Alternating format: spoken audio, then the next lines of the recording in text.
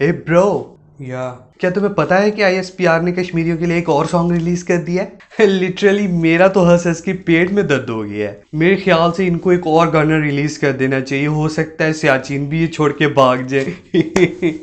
ISPR का जो काम है वो तो करते नहीं है। इनसे बस गाने बनवा लो, सॉन्ग्स बनवा लो, मूवीज बनवा लो और बातें करवा लो, बस और कुछ भी नहीं करते। ऊपर से हमारी गवर्नमेंट के काम देखो, उन्होंने बैठे बैठे ही अपना नक्शा बना के दे दिया है कि कश्मीर हमारा है, जिससे इससे कश्मीर हमारे पास आ जाए।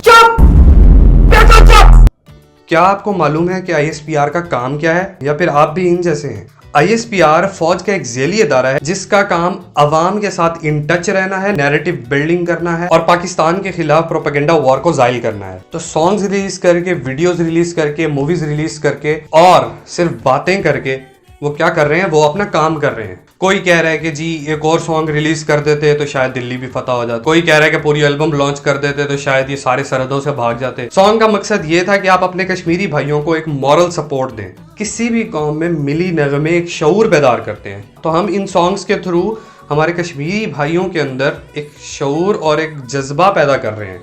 कश्मीरी ही अगर हिम्मत हार के बैठ गए तो आपकी सपोर्ट का तो कोई फायदा नहीं है। बेशक आप जाके जंग कर दें, आपको वहां पे सपोर्ट करने वाला अगर कोई नहीं है तो उसका कोई फायदा नहीं है।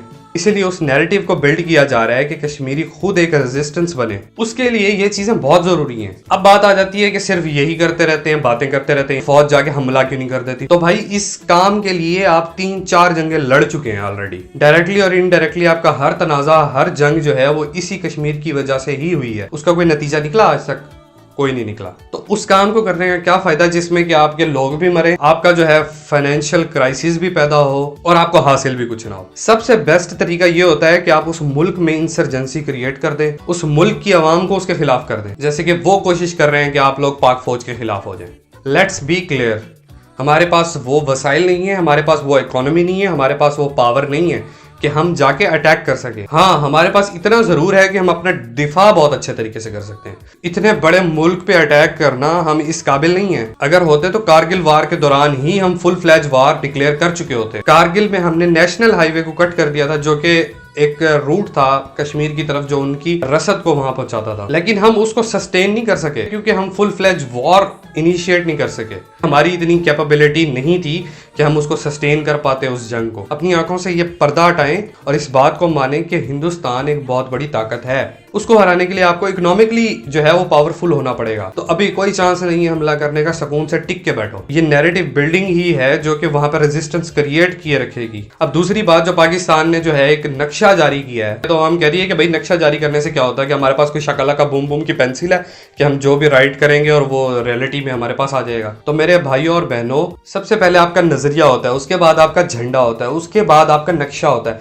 ये चीजें आपकी अलामत है। अपने नक्शे में उसको प्रॉपरली ऐड करने का मकसद ये है कि हम मैसेज दे रहे हैं कि हम इससे पीछे नहीं हटेंगे। और कुछ नहीं कर सकते, रेजिस्ट तो कर सकते हैं ना, तो वही हम कर रहे हैं, रेजिस्ट तो कर रहे हैं। जैसे कि प्राइम मिनिस्टर ने कहा कि जब आपके सामने एक विजन होता है, आपके सामने एक टारगेट होता है, तब आप उसको अचीव करते हैं। तो हमने जो नक्शा बनाया है इंशाल्लाह हम अचीव करेंगे। अभी आपको खुद को इस काबिल बनाना है कि आप इंडिया को जाके नकेल डाल सके। तो अभी हम उस काबिल नहीं है, खातिर जमा रखिए, इंशाल्लाह हो जाएंगे। हम अल्हम्दुलिल्लाह एक न्यूक्लियर कंट्री हैं और अल्हम्दुलिल्लाह हम अपने फाइटर जेट्स भी बना रहे हैं। आहिस्ता आहिस्ता हम अपनी मिलिट्री स्टफ में खुद कफील हो रहे हैं। और जहां तक खारजा पॉलिसी की बात है तो हमारी फौज और हमारी गवर्नमेंट भी बहुत जबरदस्त काम कर रही है। इंशाल्लाह वो टाइम आएगा कि हम इनको सीधा करेंगे।